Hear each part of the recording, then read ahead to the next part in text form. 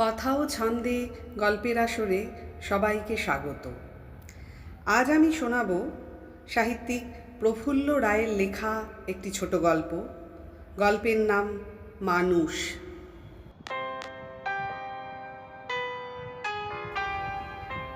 ঠিক দুপুরবেলা শেরমন্ডি পাহাড়ের কাছাকাছি আসতেই হুড়মুড় করে বৃষ্টিটা নেমে গেল।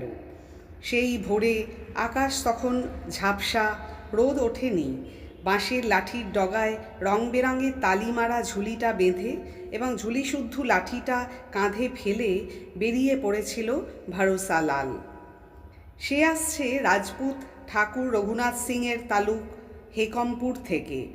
আপাতত যাবে শেরমন্ডি পাহাড়ের ওপারে টাউন ওয়াকিলগঞ্জে। ভোরে ভরসালাল যখন হেকমপুর থেকে বেরোয় তখন আকাশের চেহারা দেখে টের পাওয়া যায়নি দুপুরের মধ্যেই চারদিক ভেঙে চুরে এভাবে বৃষ্টি নেমে যাবে। খুব নিরীহ চেহারার দু চার টুকরো ভবঘুরে মেঘ মাথার ওপর বাতাসের ধাক্কায় ধাক্কায় এদিক সেদিক ভেসে বেড়াচ্ছিল। তারপর বেলা একটু বাড়লে চাঁদির থালার মতো সূর্যটা আকাশের গড়ানে গা বেয়ে উঠে এসেছিল।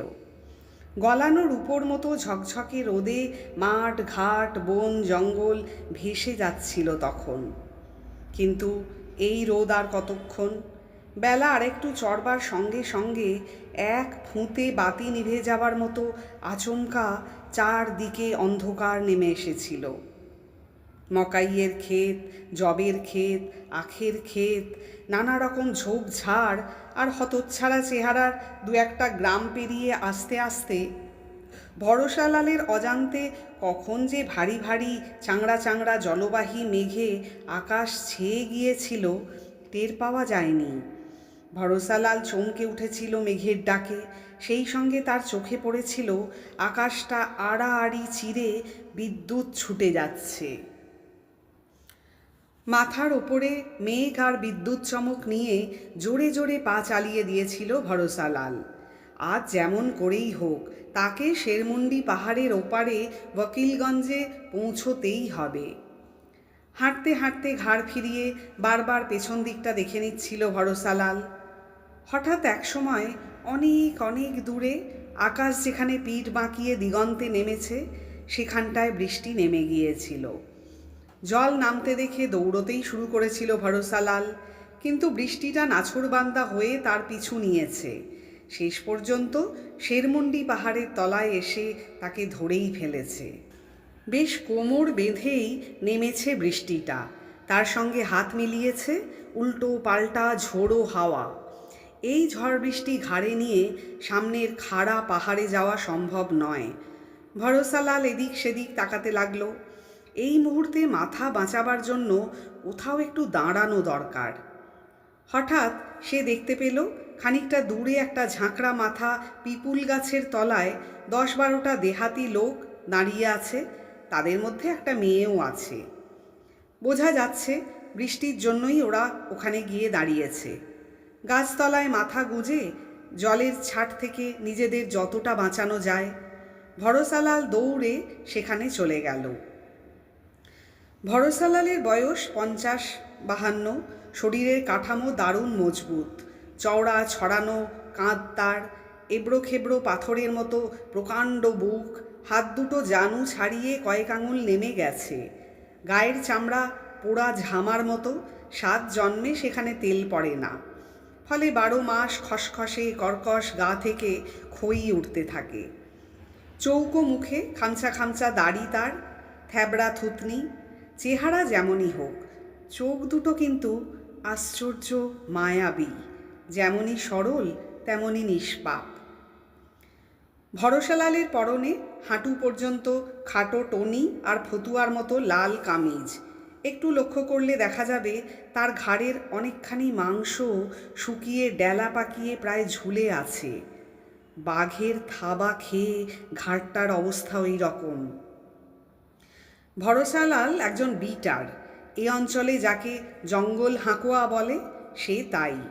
তার কাজ হলো বনে জঙ্গলে টিন পিটিয়ে আর চেঁচিয়ে তাড়া করে করে বাঘ ভাল্লুক কিংবা অন্য জন্তু জানোয়ারকে শিকারীদের বন্দুকের মুখে নিয়ে যাওয়া। বছর 3 আগে রক্সৌলে এক শিকারীর জন্য টিন পেটাতে গিয়ে বাঘের থাবায় ঘাড়ের মাংস ওইভাবে ঝুলে গেছে। বিটারের কাজ ছাড়া আরও একটা কাজ করে থাকে ভরসালাল। চারিদিকে যত ছোটোখাটো শহর আছে সেসব জায়গায় মিউনিসিপ্যালিটিগুলো মাঝে মাঝে রাস্তার বেওয়ারিশ খ্যাপা কুকুর ধরে মেরে ফেলে। এই কুকুর ধরা আর মারার কাজটিও করে থাকে সে।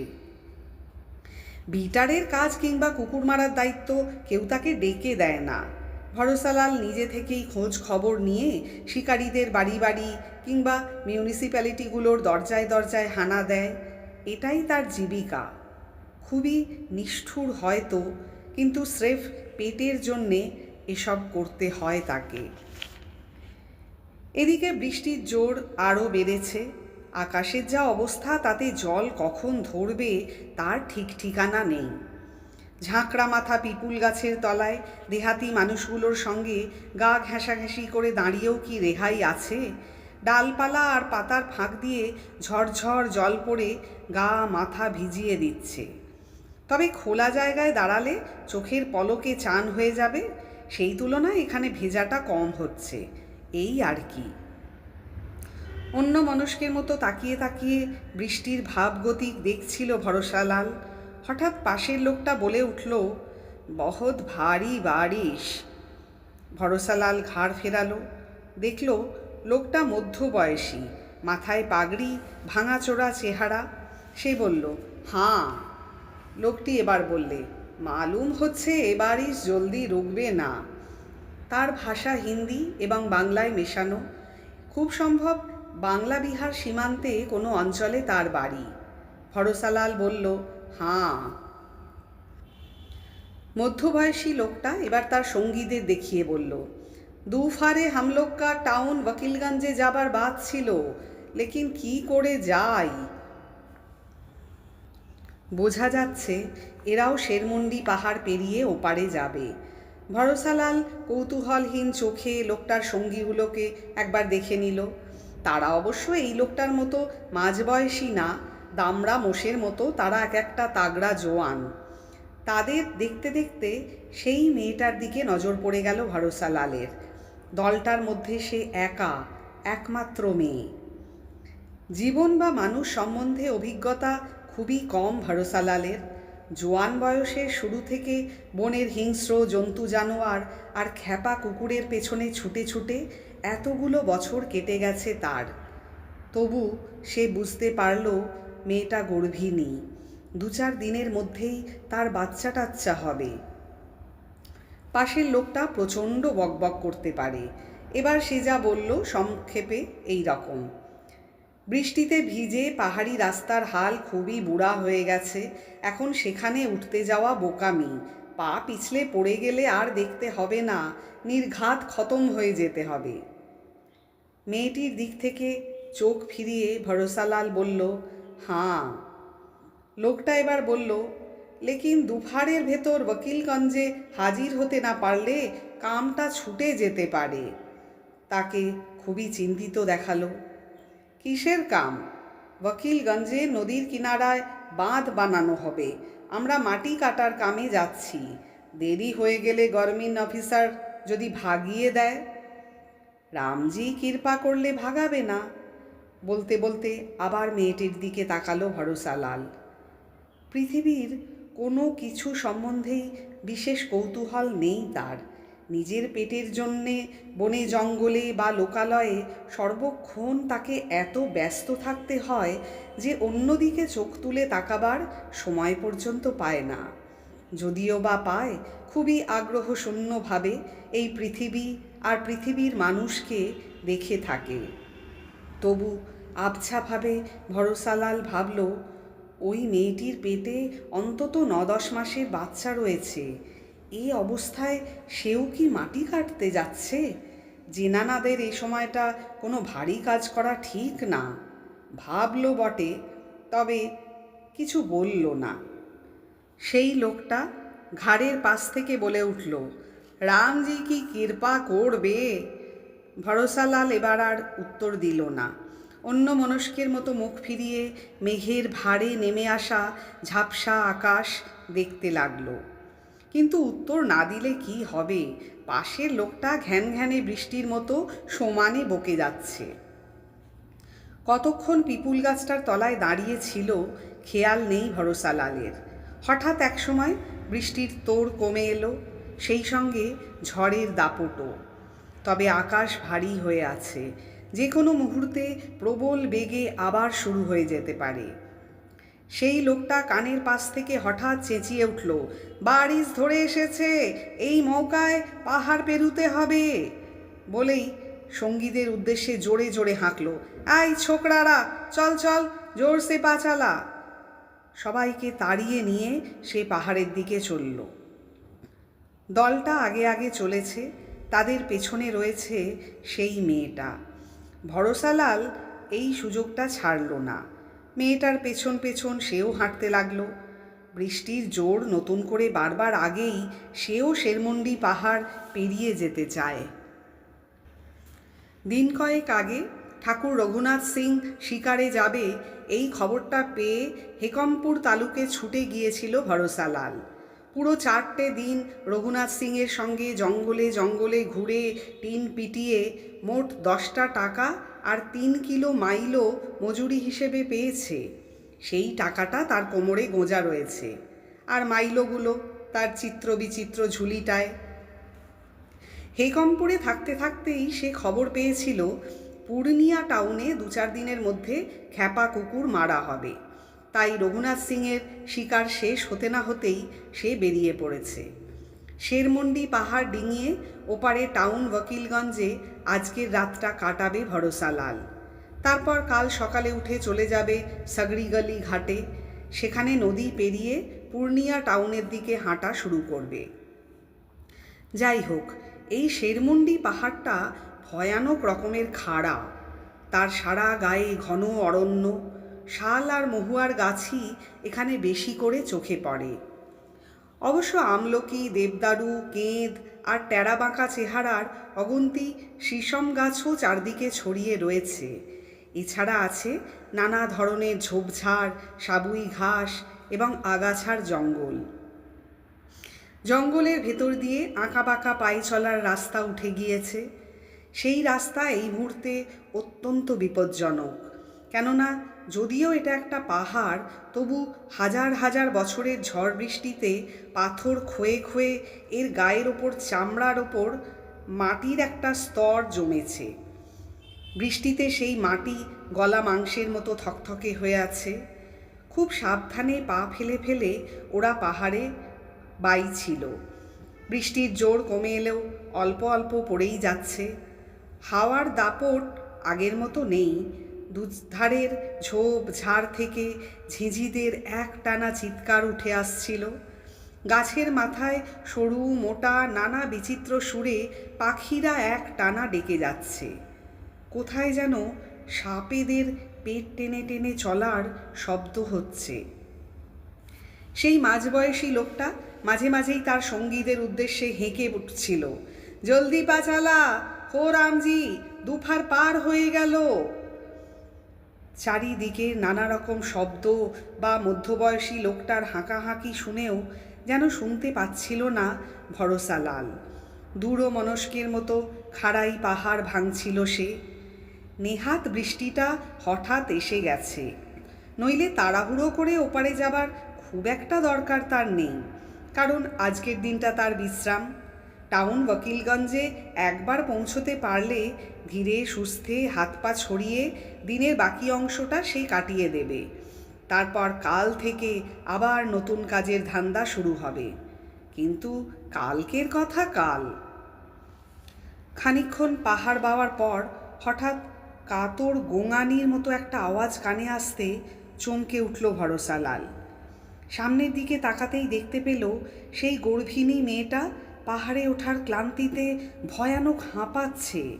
তার মুখটা খুলে অনেকখানি হাঁ হয়ে গেছে। তার ফাঁক দিয়ে থেকে থেকে গোঙানিটা বেরিয়ে আসছিল। হাঁপানির দাপটে মেয়েটার বুক তোলপাড় হয়ে যাচ্ছিল। চোখের তারা দুটো মরা মাছের চোখের মতো, মনে হচ্ছিল সে দুটো ঠিকরে বেরিয়ে আসবে। প্রায় টলছিল মেয়েটা। তার মধ্যেই হাতখানেক গভীর থকথকে কাদার ভেতর এলো পাথারি পা ফেলতে চেষ্টা করছিল, কিন্তু পারছিল না। সে হয়তো ঘাড় মুখ গুঁজে হুড়মুড় করে পড়েই যেত। তার আগেই পেছন থেকে হাত বাড়িয়ে ধরে ফেলল ভরসালাল।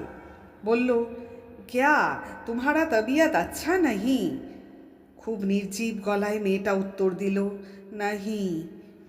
ভরসালাল কি বলতে যাচ্ছিল, হঠাৎ তার চোখে পড়ল সেই মাঝবয়সী লোকটা দামড়া মোষের মতো জোয়ান ছোকরাগুলোকে নিয়ে ঝোপঝাড় ঠেলে অনেক দূর এগিয়ে গেছে। সে এবার অত্যন্ত ব্যস্ত হয়ে পড়ল।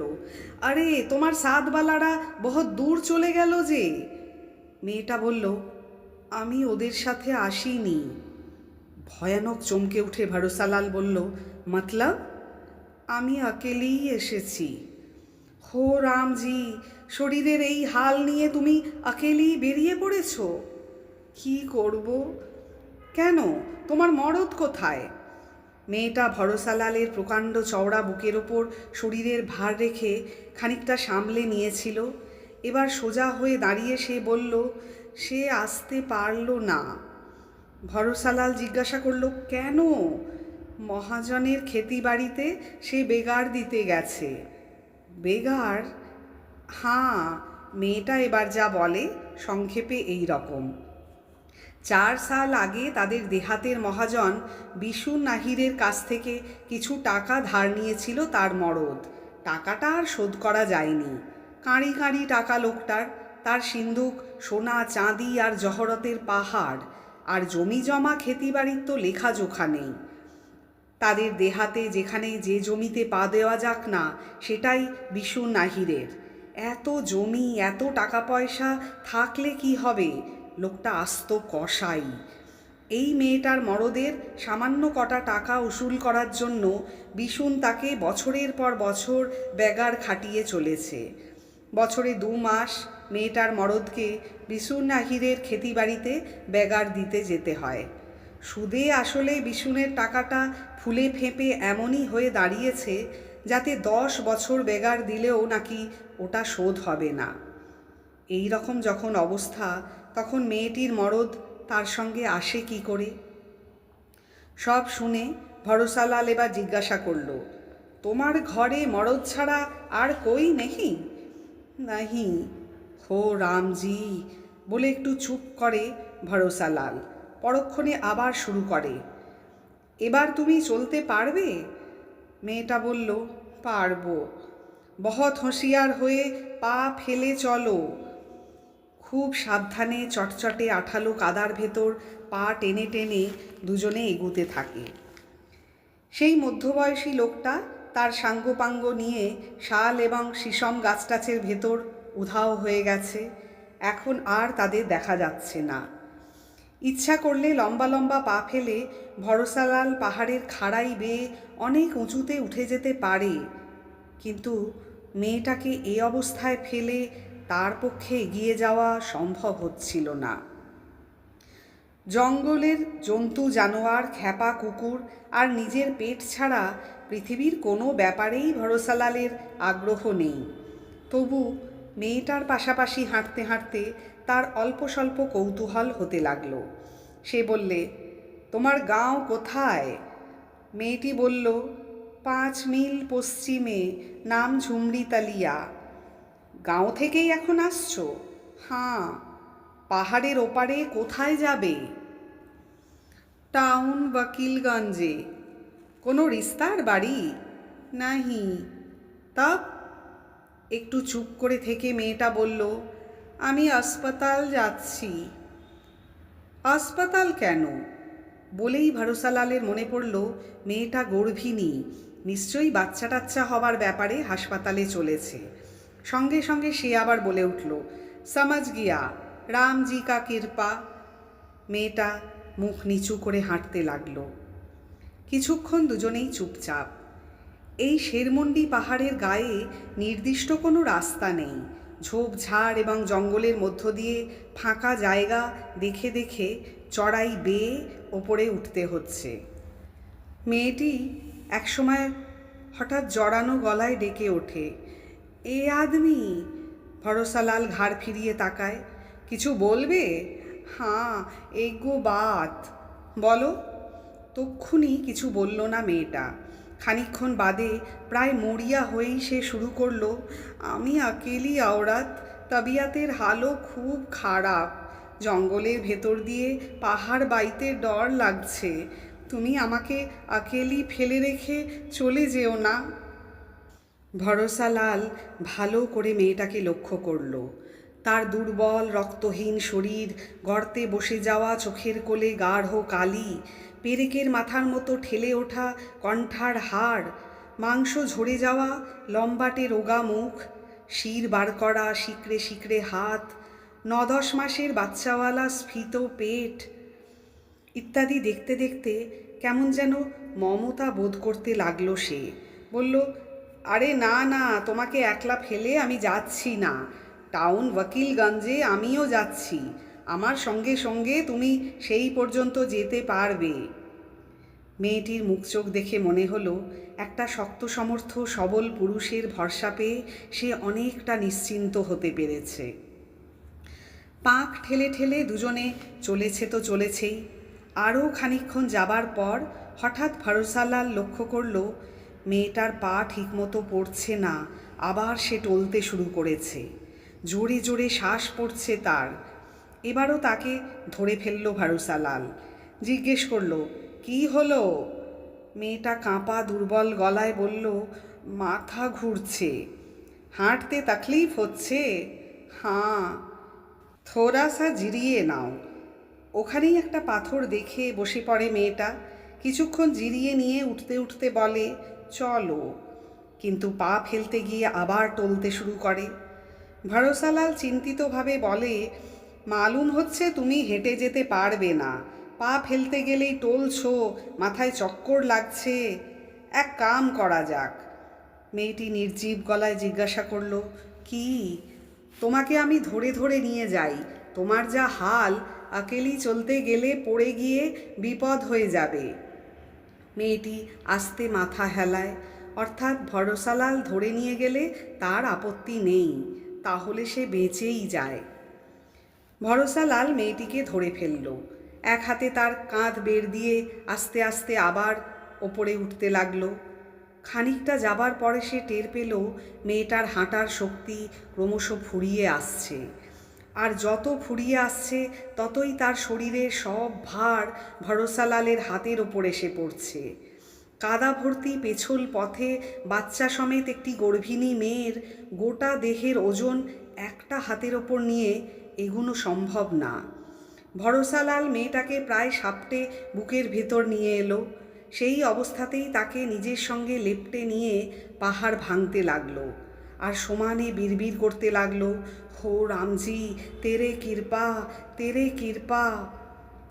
এতক্ষণ বৃষ্টির জোর ছিল না, তবে মিহি চিনির দানার মতো সেটা ঝরেই যাচ্ছিল। হঠাৎ আবার তোড়ে নেমে এলো বৃষ্টিটা। হাওয়া পড়ে গিয়েছিল, সেটাও বৃষ্টির মতোই আচমকা উন্মাদ হয়ে পাহাড়ি জঙ্গলের ভেতর দিয়ে সাঁই সাঁই ঘোড়া ছোটাতে শুরু করে দিল।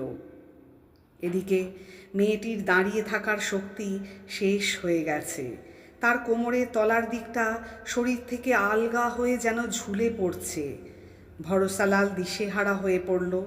গর্ভিণী মেয়েটাকে সে কথা দিয়েছে শেরমুন্ডি পাহাড় পার করে দেবে, কিন্তু এখন এই অবস্থায় কিভাবে যে তার এবং তার পেটের বাচ্চাটাকে রক্ষা করবে সে ভেবে পাচ্ছে না। কয়েকটা মুহূর্ত, তারপরেই মনে মনে ভরসালাল সব স্থির করে ফেলল। মেয়েটার শরীরের যা হাল, তাতে তাকে আর হাঁটিয়ে নিয়ে যাওয়া যাবে না। তাছাড়া সেই পিপুল গাছটার মতো ঝাঁকড়া মাথা এমন কোনো গাছ নেই যার তলায় গিয়ে কিছুক্ষণ মাথা গোঁজা যেতে পারে। আর বৃষ্টিটা এবার যেভাবে শুরু হয়েছে তাতে আদৌ থামবে কি না, কিংবা থামলে কখন থামবে তার কোনো ঠিক ঠিকানা নেই। দাঁড়িয়ে দাঁড়িয়ে অনিশ্চিতভাবে ভেজার চাইতে এগুবার চেষ্টা করাই ভালো। ভরসালাল করল কি, যেখানে কাদা কম এমন একটা জায়গা দেখে মেয়েটাকে শুইয়ে দিল।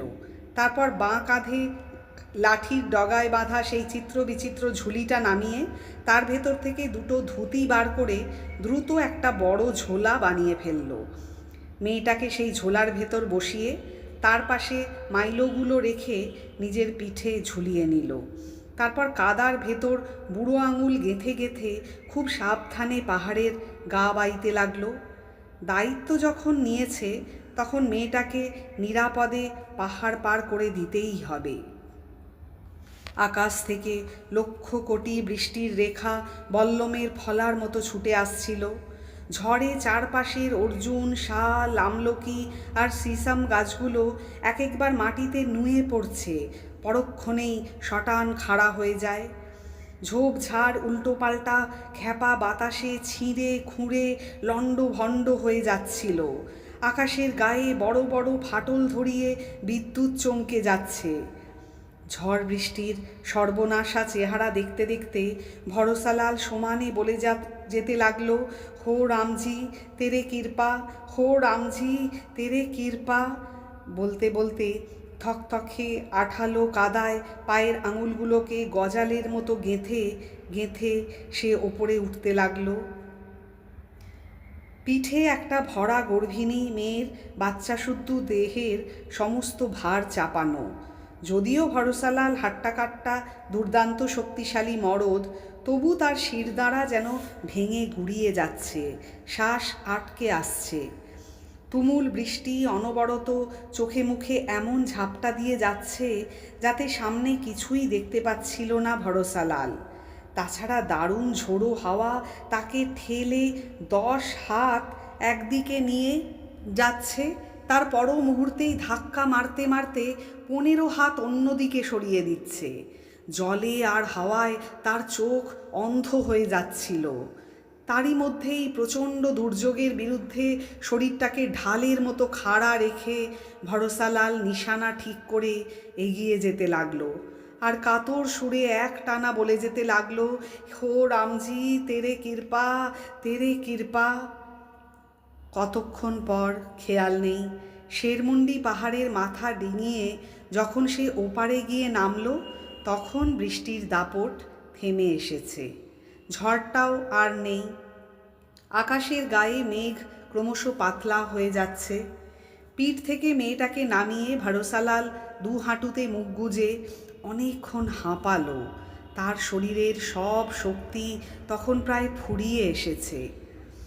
ভরসালালের মনে হচ্ছিল শরীরের একটা হাড়ও আর আস্ত নেই, সমস্ত ভেঙে চুরে গেছে। শিরাটিরাগুলো ছিঁড়ে যাচ্ছে। ঘাড়ের তলা থেকে অসহ্য একটা যন্ত্রণা শিরদাঁড়া বেয়ে কোমর থেকে পা পর্যন্ত চমক দিয়ে দিয়ে ছুটে যাচ্ছিল। অনেকক্ষণ বাদে খানিকটা ধাতস্থ হবার পর হঠাৎ সেই মেয়েটার কথা মনে পড়ে গেল ভরসালালের। ধর্মর করে মুখ তুলতেই দেখতে পেল তার সারা গা, শাড়ি, জামা সব ভিজে সপসপে হয়ে আছে। শরীরের চামড়া আর আঙুলের ডগাগুলো সিঁটিয়ে সাদা হয়ে গেছে। দেখতে দেখতে যেই তার মুখের দিকে চোখ পড়ল, অমনি চমকে উঠল ভরসালাল। মেয়েটার মুখ অসহ্য যন্ত্রণায় কুঁচকে যাচ্ছে, ঠোঁট দুটো নীল বর্ণ, দাঁতে দাঁত চেপে যন্ত্রণাটা চাপতে চেষ্টা করছে সে। ভরসালাল ভয় পেয়ে গেল। তাড়াতাড়ি মেয়েটার কাছে এগিয়ে গিয়ে জিজ্ঞাসা করল, কি হলো? নিজের পেটের কাছটা আঙুল দিয়ে দেখিয়ে গোঙানির মতো শব্দ করল মেয়েটা, এখানে বহুত দর্দ, জলদি আমাকে হাসপাতাল নিয়ে চলো। পাহাড়ের তলা থেকে টাউন ওয়াকিলগঞ্জ ছাড়া 5টা মাইল তফাতে। সেখানে পৌঁছতে না পারলে হাসপাতালে যাওয়া যাবে না। ভরসালাল শুধল, তুমি কি হেঁটে যেতে পারবে? নাহি, আমার কোমর পেট ছিঁড়ে যাচ্ছে। ভরসালাল সেটাই আন্দাজ করেছিল। এ অবস্থায় উঠে দাঁড়িয়ে একটা পা ফেলাও মেয়েটার পক্ষে সম্ভব নয়। এদিকে ভরসালালের শরীরে এমন শক্তি আর অবশিষ্ট নেই যাতে তাকে পিঠে ঝুলিয়ে আরও 5 মাইল যেতে পারে। মেয়েটাকে পাহাড় পার করাতেই তার জিভ বেরিয়ে গেছে। অবশ্য এই শেরমুন্ডি পাহাড়ের তলায় ছোটোখাটো একটা বাজার আছে, নামেই বাজার। একটা চাল ডাল নিমক মরিচের দোকান, একটা পান বিড়ি খৈনি পাতার, তৃতীয় দোকানটা হলো চায়ের। ব্যাস, এই হলো বাজারের নমুনা। তার গা ঘেঁষে একটা আঁকাবাঁকা কাঁচা রাস্তা, জনারের ক্ষেত, গেহুর ক্ষেত, জবের ক্ষেত আর এলোমেলোভাবে ছড়ানো নানা দেহাতের মধ্য দিয়ে টাউন ওয়াকিলগঞ্জের দিকে চলে গেছে। ওই বাজারটার কাছে গেলে শহরে যাবার বয়েল গাড়ি পাওয়া যায়।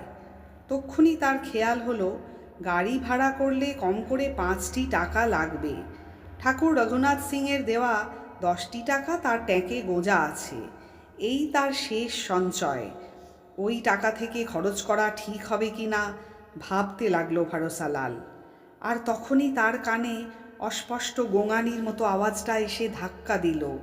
ঘাড় ফেরাতেই সে দেখল পেটের মাংস এক হাতে খামচে ধরে থেকে থেকে কাতর শব্দ করে উঠছে মেয়েটা। আর কিচ্ছু ভাবার সময় পেল না ভরসালাল। কেউ যেন আচমকা টান মেরে তাকে দাঁড় করিয়ে দিল।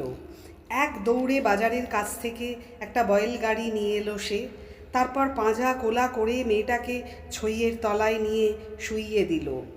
গাড়িওয়ালাকে বললে, জলদি টাউন চল ভাইয়া, বহুত জলদি। গাড়িওয়ালা উর বলে একটা শব্দ করে দুটো গরুরই ল্যাজ মুচড়ে দিল। সঙ্গে সঙ্গে গরু দুটো কাঁচা রাস্তা দিয়ে ঊর্ধ্বশ্বাসে দৌড় লাগালো। এদিকে আকাশটা দ্রুত পরিষ্কার হয়ে যাচ্ছে। মেঘের গায়ে অল্প অল্প ফাটল ধরিয়ে মরা মরা নির্জীব রোদ বেরিয়ে আসতে চাইছিল। রোদের চেহারা দেখে মনে হচ্ছিল বেলা ফুরিয়ে এসেছে, একটু পরেই সন্ধে নেমে যাবে। গাড়িতে উঠবার পর থেকে ভরসালাল কোনো দিকে আর তাকায়নি, মেয়েটাকেই শুধু লক্ষ্য করে যাচ্ছে। মেয়েটা কাত হয়ে বুকের কাছে হাত পা গুটিয়ে অনবরত গুঙিয়ে যাচ্ছিল আর চোয়াল শক্ত করে শ্বাস আটকে যন্ত্রণা চাপবার চেষ্টা করছিল। ভরসালাল ঝুঁকে খুব নরম গলায় শুধোলো, এই যে না না, খুব কষ্ট হচ্ছে। মেয়েটা শক্ত করে দাঁতে দাঁত চেপে মাথা নাড়ল, শুধু কিছু বলল না। ভরসালাল যে কী করবে, কী করলে মেয়েটার কষ্ট একটু কমতে পারে ভেবে পেল না। সে শুধু শ্বাসরুদ্ধের মতো বিড়বিড় করতে লাগলো, हो राम जी तेरे कृपा, हो पवन सूत तेरे कृपा। মেয়েটা এবার বলল, আমার বহুত ডর লাগছে। পরম মমতায় তার একটা হাত ধরে ভরসালাল বলল, ডর কি? মেয়েটার যন্ত্রণা যেন 5 গুণ বেড়ে গেল হঠাৎ। শরীরটা ধনুকের মতো বেঁকে যেতে লাগলো তার। কপাল, গলা, কণ্ঠ সব ঘামে ভিজে যাচ্ছে। গায়ের লোমগুলো হঠাৎ শীত লাগার মতো খাড়া হয়ে উঠেছে। চোখের তারা আস্তে আস্তে স্থির হয়ে যাচ্ছে। ভরসালাল অস্থির হয়ে উঠল।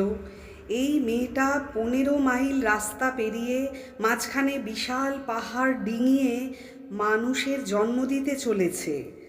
মানুষ সম্বন্ধে প্রায় অনভিজ্ঞ ভরসালাল জানে না কিভাবে তার শুশ্রূষা করবে।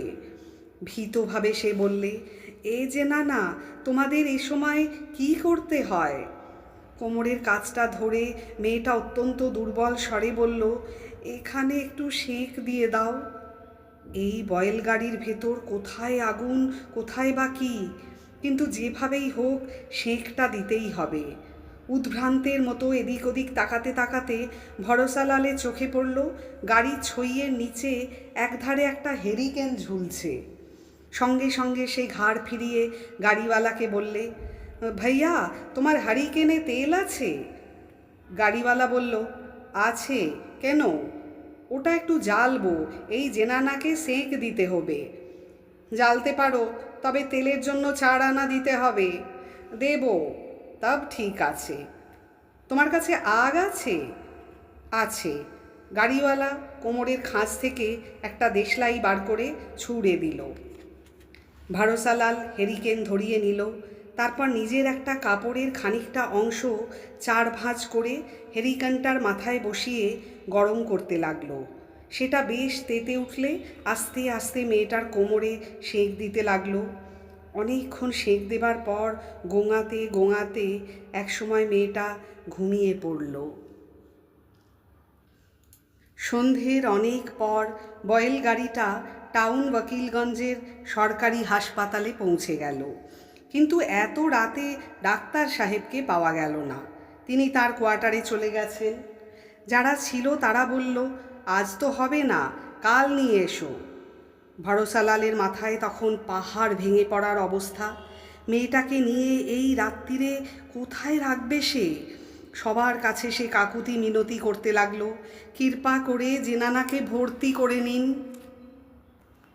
হাসপাতালের লোকেরা জানালো, ডাক্তার সাহেব অর্ডার না দিলে কাউকে ভর্তি করা যাবে না।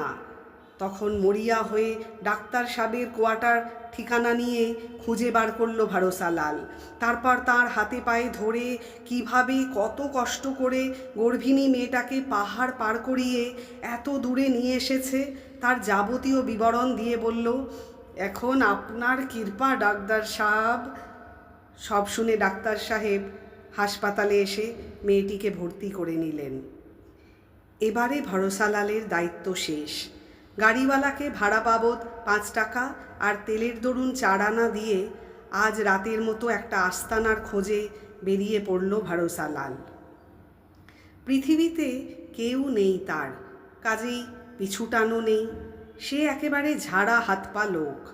যখন যেখানে যায় সেখানে নিজের হাতে খানকতক রুটি সেঁকে নেয়। তারপর কারো বাড়ির দাওয়ায় কিংবা মাঠে ঘাটে গাছতলায় শুয়ে পড়ে। আজ আর কিছুই ভালো লাগছিল না ভরসালালের। আটা কিনে এনে ছানো, উনুন বানাও, কাঠকুটো জোগাড় করো, এত সব ঝঞ্ঝাট একটা দিনের জন্য সে বাদ দিতে চায়। ভরসালাল করল কি, একটা দোকানে গিয়ে তেঁতুলের আচার আর নুন লঙ্কা দিয়ে একদলা ছোলার ছাতু খেয়ে এক বাড়ির খোলা বারান্দায় শুয়ে রইল। কাল সকালে সে সাগরিগালি ঘাটে যাবে, সেখান থেকে টাউন পূর্ণিয়া। পরের দিন সকালে উঠে সাগরিগালি ঘাটে যাবার সময় হঠাৎ ভরসালালের মনে হলো, মেয়েটার একটা খবর নিয়ে গেলে হয়। অন্য মনস্কের মতো হাঁটতে হাঁটতে এক সময় সে হাসপাতালেই এসে পড়ল এবং খবর নিয়ে জানল, এখনও মেয়েটার ছেলেপুলে কিছু হয়নি, তবে যে কোনো মুহূর্তে হয়ে যেতে পারে। আর জানল মেয়েটা ভয়ানক কষ্ট পাচ্ছে। শেষ খবরটা পেয়ে মন খারাপ হয়ে যায় ভরসালালের। পৃথিবীর সব ব্যাপারেই সে উদাসীন। তবু কাল পিঠে চাপিয়ে যাকে পাহাড় পার করিয়েছে, যার জন্য নিজের সঞ্চয় থেকে নগদ ৫.৫ টাকা খরচও করে ফেলেছে, গরম সেঁক দিয়ে যার সেবা করেছে, তার খুব কষ্ট হচ্ছে জেনে আজ আর সাগরিগালি যেতে মন করছে না। সে ঠিক করে ফেলল, ভালোই ভালোই মেয়েটার বাচ্চা টাচ্চা হয়ে গেলে সে পূর্ণিয়া টাউনে যাবে। গিয়ে হয়তো দেখবে মিউনিসিপ্যালিটির লোকেরা খ্যাপা কুকুর মারার জন্য অন্য লোক লাগিয়ে দিয়েছে। কিন্তু কি আর করা যাবে, হো রামজি হো পবন সুত। হাসপাতাল থেকে বেরিয়ে এদিক সেদিক খানিক ঘুরে বেড়ালো ভরসালাল। তারপর রুটি বানিয়ে খেয়ে কিছুক্ষণ শুয়ে থাকলো।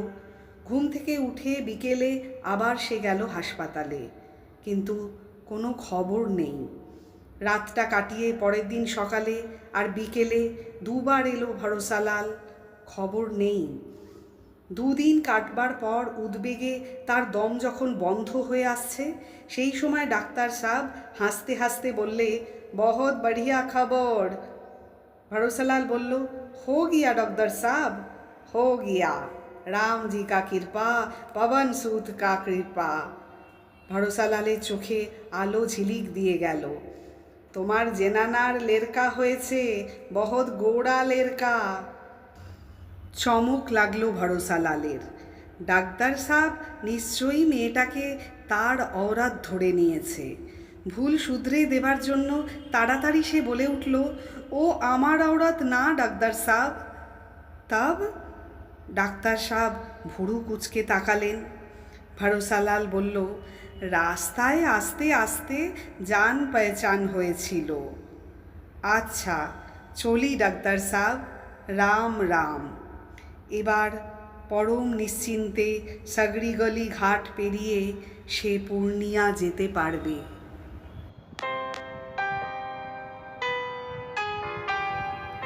শেষ হলো আজকের গল্প। আমার গল্প পাঠ ভালো লাগলে লাইক করে প্রিয়জনদের শেয়ার করে দেবেন এবং ভিন্ন ভিন্ন স্বাদের গল্প নিয়মিত শোনার জন্য চ্যানেলটি সাবস্ক্রাইব করে সাথে থাকার অনুরোধ জানাই। খুব তাড়াতাড়ি আবার চলে আসব একটি নতুন স্বাদের গল্প নিয়ে। ততক্ষণ পর্যন্ত সবাই সুস্থ থাকুন, খুব ভালো থাকুন। ধন্যবাদ।